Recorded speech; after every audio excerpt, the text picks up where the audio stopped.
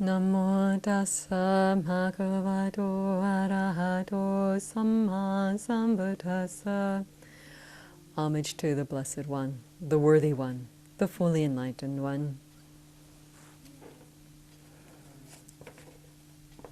In the late 1800s, a big, imposing-looking, bushy-bearded man who was born in Orange County, New Jersey, ended up changing the course of history in a little country on the other side of the world.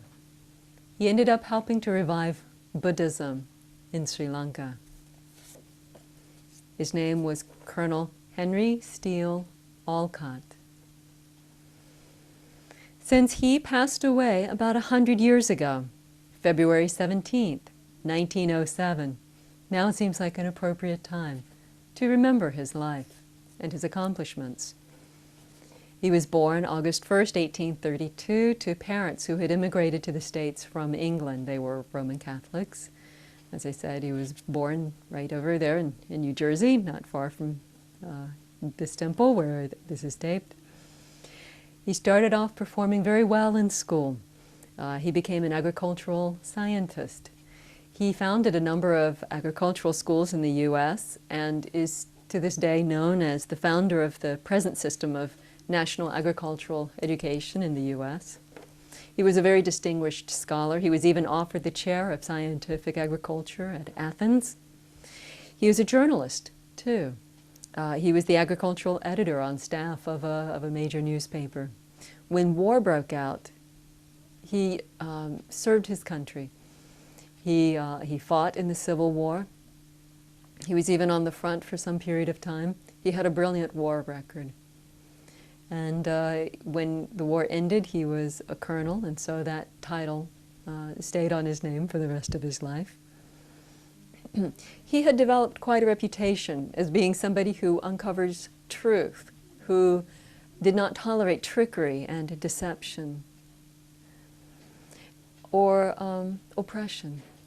The War Department hired him as a special investigator to uncover a ring of corruption among Army contractors, and he did other similar investigations. He also was on the commission that investigated Lincoln's assassination. He became an attorney after the war, had a very, very successful law practice. Now, in 1848, something called spiritualism started hitting the consciousness of the people in the United States. Rapping on tables, ghost sightings, that sort of thing. And after the Civil War, as science was making more and more hits against religion, showing invalidity of certain religious beliefs, people wanted to turn to something, weary with war, death, and they turned more and more to the comfort of thinking there's something out there in this spiritualism. So it became very widespread. Scientists who came over from London to study this phenomena from the London Dialectical Society admitted that maybe there was something to this. There were odd things that were happening. Well, there was some particularly famous rapping going on at the Eddy farm in Vermont, and Eddy family farm in Vermont. And so Colonel Olcott got very interested. He wanted to go and expose what was really happening there. And the newspaper, the New York Sun, sent him as an investigator to go uncover the deception that was surely happening. After 3 or 4 days there, he wrote an article saying that he really did think that there was something beyond the ordinary that was going on there, and his article got international attention. During the course of his investigation, he came upon a lady named Madame Helena Petrova Blavatsky. She had come over from Russia. She was actually quite psychically strong person. She had gotten interested in spiritualism, not for its own sake. She said that the American interest in this was like that people were chasing after one drifting theory after another, and the hope of gaining truth. She wanted to point people towards deeper truths of Eastern religion and philosophy. So she was trying to use spiritualism as a stepping stone for that. When she and the Colonel Olcott, became friends, they formed an alliance immediately. So that was 1874. By 1875, the two of them were establishing, the two of them were holding meetings in people's homes, investigating all kinds of phenomena, various religions, educating themselves more and more on the spiritual phenomena of various religions. One time when they were having such a meeting at someone's home, the Colonel passed a note to a friend. Would it not be a good idea to form a society to study this sort of thing? They went to the dictionary and came up with the word theosophy. And the Theosophical Society was born in November of 1875. That same year, the Colonel abandoned his successful law practice to study religion full-time, to work with the Theosophical Society full-time. Theosophical Society, the bylaws, original bylaws stated, the objects of the society are to collect and disseminate or diffuse knowledge of the laws which govern the universe. Their motto would later be, there is no religion higher than the truth. In 1878, Colonel Henry Alcott and his friend Madame Blavatsky went to India where they could study various religions. There they established Theosophical Society branches, many of them, or a number of them. And the Colonel had this unique ability. He managed to draw together both the British ruling class and Indian subjects, interesting both in the search for higher truth. While he was in India, his concerns were not only with looking for spiritual truth and pursuing the goals of the Theosophical Society of investigating various religions and bringing religions together in a sense of brotherhood, unanimity. He was very concerned with what he found in the conditions of India. He saw an extremely oppressed people due to the colonial system. And so he started doing what he could to help the people rise up a bit. One thing that he did, for example, was to help increase or help develop popularity of Indian crafts. The craftsmanship was being lost due to lack of interest by people in India. So he did things to show these crafts and revive interest, get a momentum going that way. And he gave talks, he did other things. It is said that he stimulated India's awakening, that he paved the way for what would later become the Indian National Congress. And you can see the connection between him and the Indian National Congress, and that the very first president of the later Indian National Congress was somebody who was Colonel Olcott's successor as the president of the Theosophical Society. Not only was colonial oppression a concern of his, he also rebelled against the caste system, spoke out against it very strongly, and established some schools to start helping the lower caste to obtain education that could help them. In 1880, he went to Sri Lanka, and soon after arriving in Sri Lanka, he formally took refuge and precepts as a Buddhist. Now that's a bit of a switch from his theosophical concerns to saying, I'm a Buddhist. But actually his conversion happened before he went to Sri Lanka in May of 1880. What had happened was that he came across the text of a certain debate that occurred in Sri Lanka that convinced him about Buddhism. So I need to give a little bit of background to explain that. The religious situation in Sri Lanka was was pretty bad by the end of the by the mid and late 1800s. Remember Sri Lanka? Perhaps few viewers may not be very familiar with Sri Lanka. It's a country about the size of West Virginia, lying about 20 miles off the southern coast of India. And Sri Lanka was converted to, the people of Sri Lanka were converted to Buddhism in 300 BC. When you want to think about how long ago that is, imagine that we count the years nowadays from around the time of the birth of Jesus. So take 2 millennia and add 300 years. 300 years is much longer even than the existence of the United States as a country, if that gives you any perspective. Sri Lanka had been continuously a Buddhist country, celebrating Buddhist rituals that went back to the time of the Buddha himself,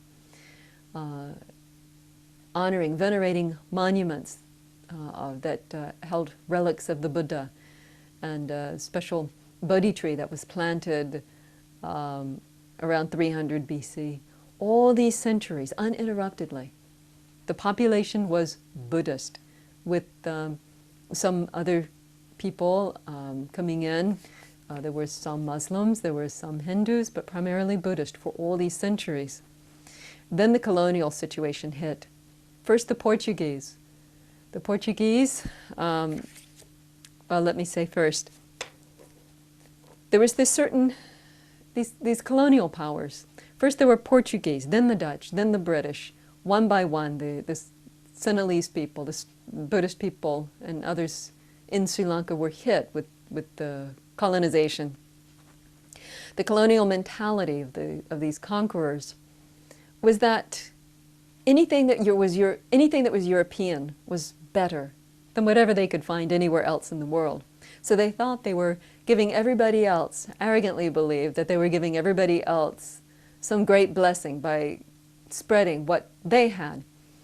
So they exported their agriculture, trees, bushes, flowers, plants, and created agricultural disasters all around the world. They exported animals that caused species to become extinct around the world. They exported, for example, stoats into New Zealand, decimating the flightless bird population, just for example. And they exported culture, destroying indigenous culture as much as they could, wherever they could. Because, of course, the British way was, or the European way was better, or so they saw it.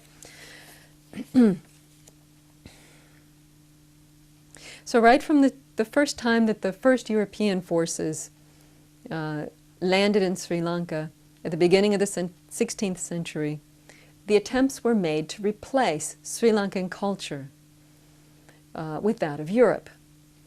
In this effort, it was the missionaries who played the primary role. They were the main ones to be doing this. They saw Sinhalese people who were so advanced and so civilized in so many ways, saw them as primitive, and saw their religion as something to be combated, something to be crushed, gotten out of the way, so that the better religion, of course, could take its place. They had a certain amount of good intention, perhaps, beneath their delusion. But delusional good intention can lead to cruelty, brutality. Portuguese missionaries reportedly themselves kept note of the kinds of things they did. They would go, for example, to a family with soldiers and say, convert to Christianity. A Buddhist family wouldn't do it. Why would they go to a belief system when they had the teachings of the Lord Buddha on how to perfect the heart? So, at the missionary's signal, the soldier would grab a baby, throw a baby in the air, and spear him on a bayonet. Then they say to the family again, convert, or this is what we do to you. That was conversion at the hands of the Portuguese. The Dutch were also brutal. The British did not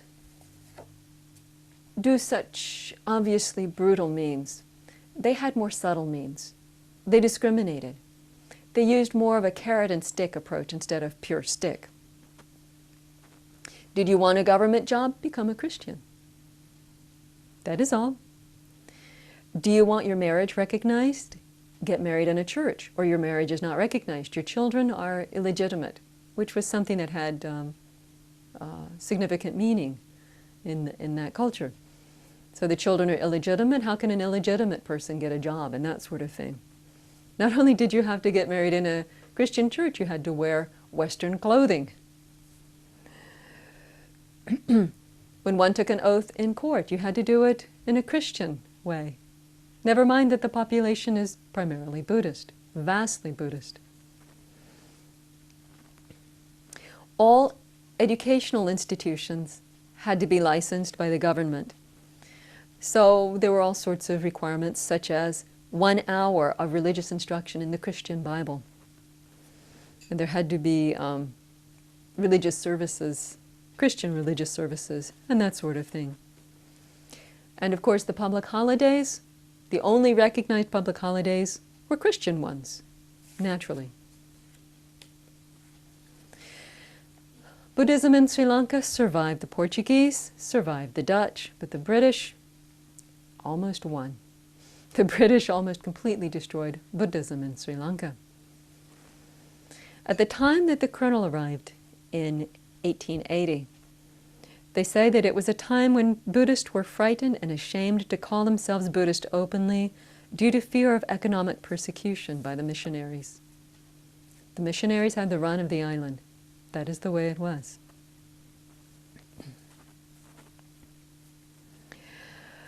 So at this time of a terrible low point in Buddhist history in Sri Lanka, actually in 1870, in the late 1860s, early 1870s, a very dynamic Buddhist monk started giving speeches. Venerable Migetuate Gunananda Thera.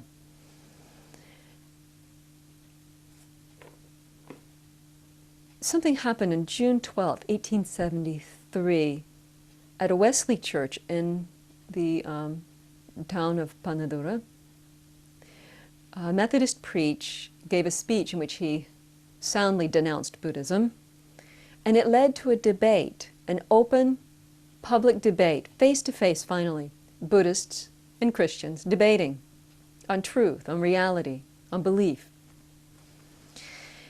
It was a 3-day debate, very high profile, and that dynamic speaker, Venerable Migetuate Gunananda Thera, and a number of very great monks of his day, squared off with Reverend David de Silva and many very learned clergymen. So this debate went on 3 days, and consensus was pretty much that the Buddhist won. The Buddhists won back the hearts of the people, won back the self-esteem of the Buddhists. The editor of the Times of Ceylon had, the newspaper, the Times of Ceylon, had transcripts of these debates translated into English and published as a book. This book unexpectedly was widely circulated in the United States and Europe. A copy ended up in the hands of Colonel Henry Alcott, and that is what convinced him that Buddhism is the right way. He corresponded with that great speaker, Venerable Migetuate Gunananda.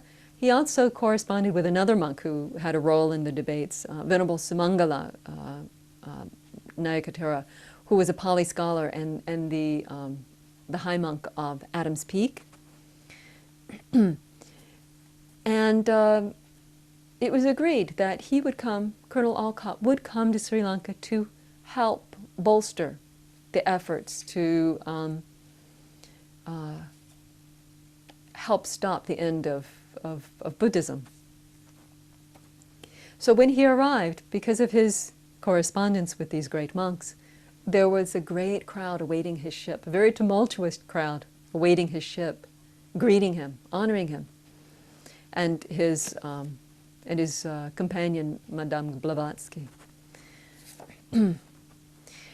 Some days after they arrived, on May 25th, 1880, about 125 years ago, the 127 years ago? Anyway, the two of them, Madame Blavatsky and the Colonel, knelt down at a Gal temple, and they took refuge in Buddha Dhamma Sangha, and they took the 5 precepts. Probably you know the 5 precepts: not to kill, steal, commit sexual misconduct, lie, or take intoxicants. So after they did this, he gave flowers, and he wrote later in his journal, when we had finished the last of the silas, the 5 precepts, and offered flowers in the customary way, there came a mighty shout from the people who were watching to make one's nerves tingle. This is the first time that the Sinhalese people had witnessed someone from that ruling white race to treat Buddhism with respect. So one bhikkhu would later comment that the Panadura debates could be seen as the first defeat suffered by the fanatics of the Christian missionaries. But with the ceremony at Gal, Buddhism scored its first positive victory.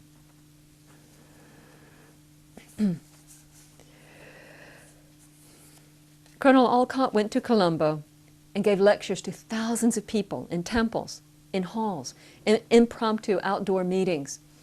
Everywhere he went, the great monks of that day, they treated him as a great lay devotee. They gathered around him. They received him with much appreciation and kindness. He actually got the very unusual circumstance of being given permission by the high monks to give precepts, refuge and precepts to other lay people, not something that a lay person usually would do. He went on a 2-month tour. In the course of that, he established 7 branches of Buddhist Theosophical Society of Ceylon. So he really went to work, really going to bat for the Buddhist people of Sri Lanka.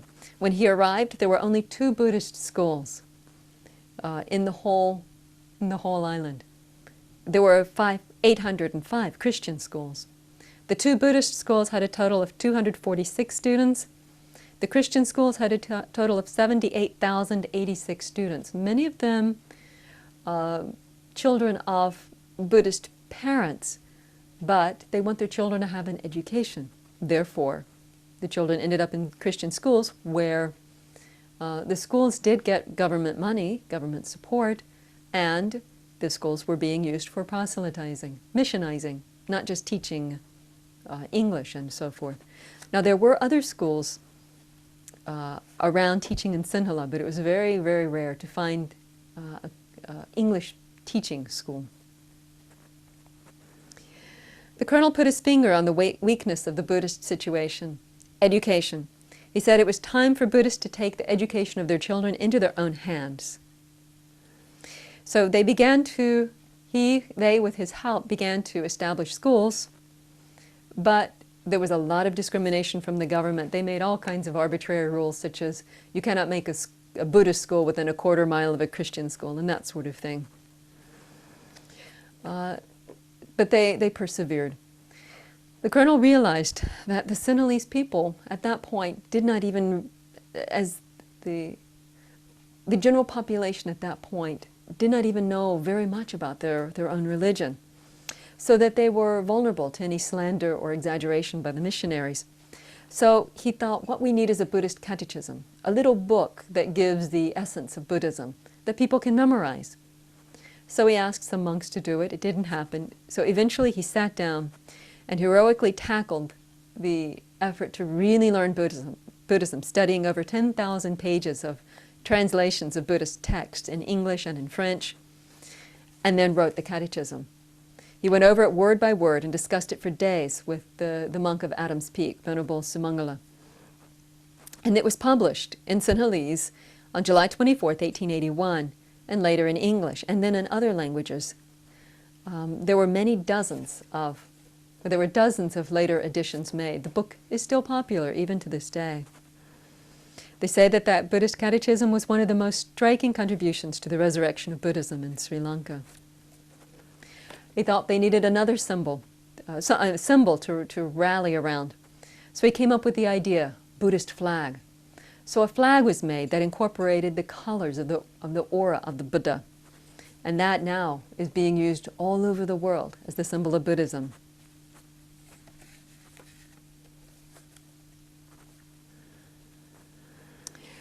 A new low point came up in the relations of Christians and Buddhists in Sri Lanka with the Easter Day riot.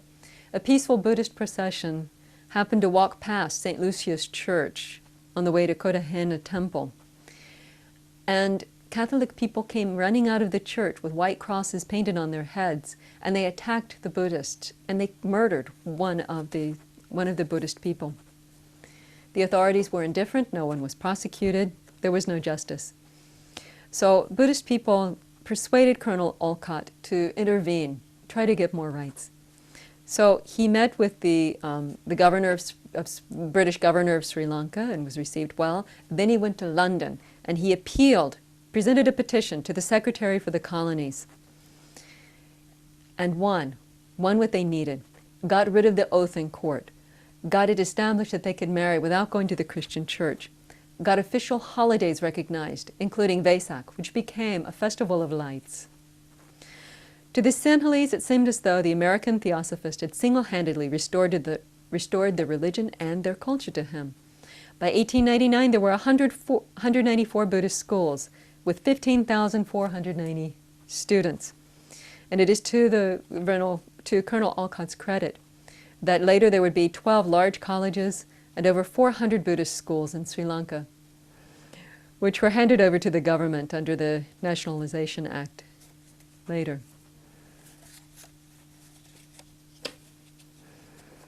So on this, it's 100 years come since he passed, we can remember the great doings of this American seeker of truth.